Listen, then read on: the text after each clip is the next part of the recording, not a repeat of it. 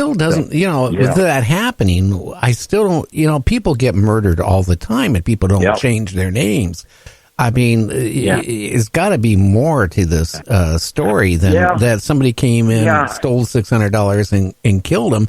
I mean, can you share at least that? I mean, the people want to know this. I mean, sure, yeah. Yeah, I mean, I truly believe that my grandfather changed my family name because he was trying to protect his mother. He was trying to protect his mom, like I said, and the rest of the family, because they all swore an oath to not talk about the scandal and the murder, and they all took it to the graves. We never knew this. I mean, this is something we just recently learned in the past few years. We didn't know this whole story. I knew my grandfather very well, but I didn't obviously know him that well because he had all these secrets that he took with him to the grave. And I think it's a part of the era, Gary. I think 1920, is a different time and everything, and to have a scandal like that was just so shameful and so, probably embarrassing and all those things that they just decided, that they were going to change the family name and try to erase that past, to protect, his mom. His mom, my great-grandmother, got out of prison, several years later. But I think that was the main point of it, was just to try to cover it up. Interesting. So how did you feel when you started getting this information and to writing the book? Yeah, I'll tell you, I had a whole wave of emotions. I mean, initially, it's kind of like an identity crisis. It's like, who am I? It's like my name's not Miller. I've used this name my entire life, and now I learned that my true family name is Puhalski. So that kind of took some time to kind of absorb, and kind of accept. And then it just really piqued my curiosity to find out more. I just wanted to learn more, to why, all the whys and the hows of it. So we started piecing it together. So we started investigating. We started going through old records, going through Ancestry.com, and I even went to 23andMe and had my DNA done, and which, no surprise that, I was 39% Polish and 40% Irish, and because my grandmother's Irish. But it also told me, it also led to the cities in Poland where my great-grandparents were from. So it helped in the research. So I was just driven to just continue and grab court records. I looked up court records. I looked up property records. I looked up, talked to my dad. And my dad, I have to say, my dad was very instrumental in this too, because he had spoken quite a bit to his cousin Frances, who was a daughter of one of my grandfather's sibling, Sophie.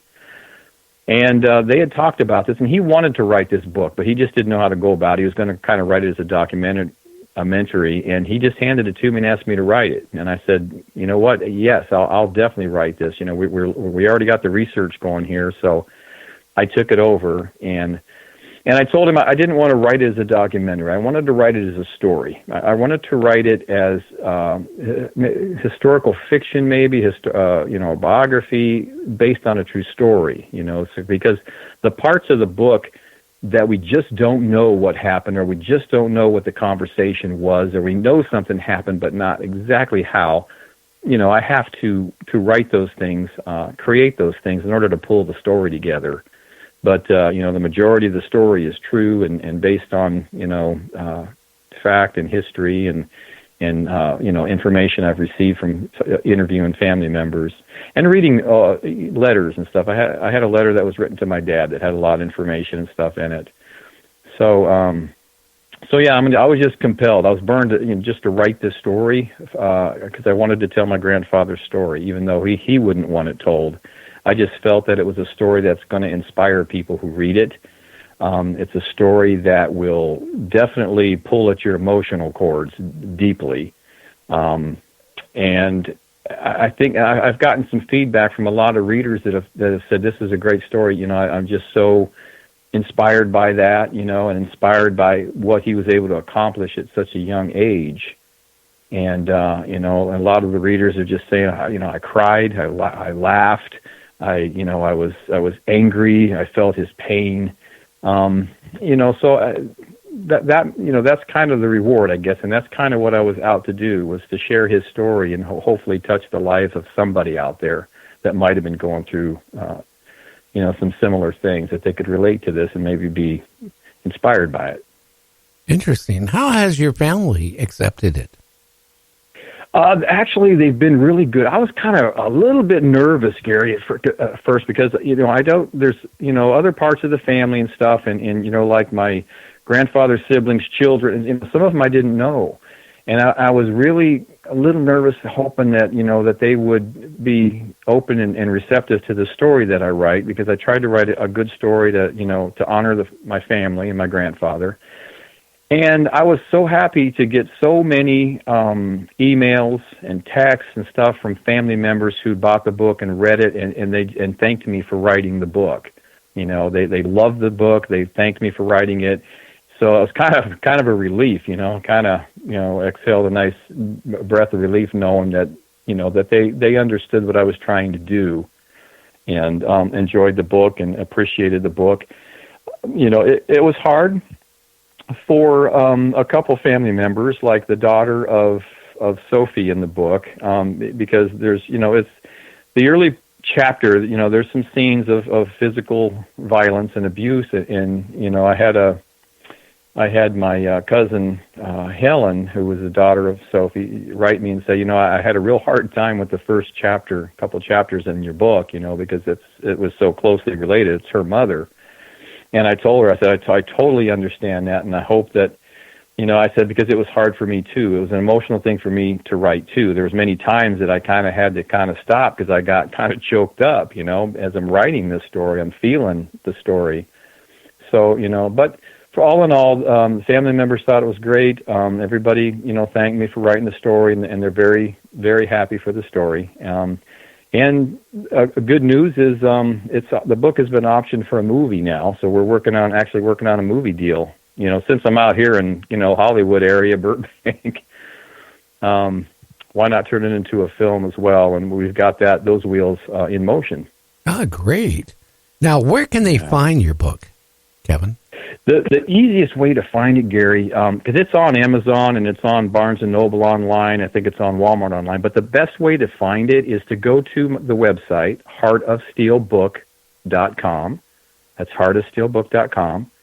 And up there's a lot more information about the story and pictures and, more about me. I've got my social media links up there that folks can, contact me with questions. I love hearing from readers, getting feedback. But the links to Amazon and Barnes & Noble are up there. There's an ebook and a paperback on Amazon, and there's just a paperback on Barnes & Noble. So that would be the easiest way to go, and my contact information is up there too. So like I said, I love hearing from readers, and getting feedback and questions about the book and the story. Well, now since you had your taste writing your first book, have you made a decision, or do you want to write another book of something else? Oh, I'll tell you, Gary, I think I've fallen in love with writing. I really do. I mean, yes, I've got plans. Right now, I'm working on the audiobook for Heart of Steel, and as I mentioned, we're working on the movie part. But I've got some ideas for my next book. Next book may even be right up your alley in more of a paranormal story. Some stories, maybe a fictional story based on some true events that I can personally testify to in that regard. So I'm kind of kicking around some ideas. I've got a couple ideas for a couple more books, and hope to get working on them real soon. Interesting. Okay, what I'm going to do is I'm going to cut you, because, since we can't really go into the book, it's not much we can talk about. But again, why don't you tell people where they can find it? Oh, sure. The book can be found at heartofsteelbook.com, and it's on Amazon. It's on Barnes & Noble's online website. Well, it sounds like it would be a good read. So to the listeners out there, why don't you check out Kevin D. Miller's book, Heart of Steel. Hey, Kevin, I want to thank you for coming on and telling us about your book. Oh, yeah. Absolutely, Gary. Absolutely. I appreciate it, and thanks for inviting me on the show. Okay, my friend. You have a great evening. Hey, you do the same. Thanks, Gary. Okay, you take care. Bye-bye. So anyway, I hated to do that. I had them booked in there for an hour and a half, but it was quite apparent we weren't going to get any more information than we got, which was, I hate to say it, not much. James, what do you think? Yeah, it's unfortunate. It's just one of those things that, and it's easier to sell books if people know what's going on.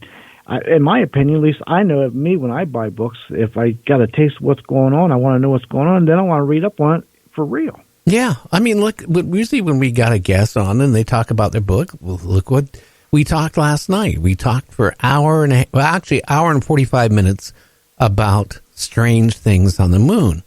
And then Thursday, we had a book author on, and we talked about Jack the Ripper for almost 2 hours.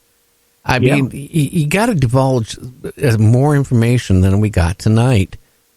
Otherwise, I mean, what can I say? But you're going to do the news here in about 5 minutes, so what we're going to do is we're going to cut the show down to 8:00 tonight, and on the radio stations they will continue for the extra hour. With an hour replay attached to our live feed. So, that will continue. But if anybody wants to call in here after he does the news, you can certainly call in at 1-253-203-6695. Again, 1-253-203-6695. You can talk about Earth changes. You can talk about, strange things on the moon, or you can talk about Jack the Ripper, anything. And then we'll open up the lines about 20 minutes till the top of the hour. So if somebody wants to call in, they can certainly call in. Sounds exciting. I hope somebody calls in tonight. We don't get too many calls, but then when we do get them, we get a flood of them. Yeah, it's strange. It depends on the topic and, what it is. Most people don't associate us taking phone calls. We normally don't take phone calls in. We interview people, and that's what the show is all about. Well, anyway, we're going to take our break for the stations, and when we come back, James is going to do, an extended news. So stay tuned. You're listening to Night Dreams Talk Radio.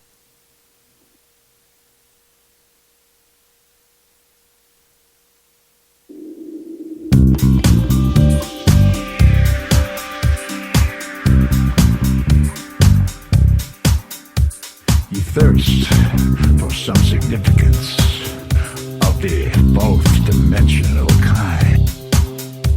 You enter a realm of spirit, of sight and sound and mind. Your radio is a cosmic doorway, and your psyche begins to spark. When you tune in to Gary and the Sun, Night Dreams After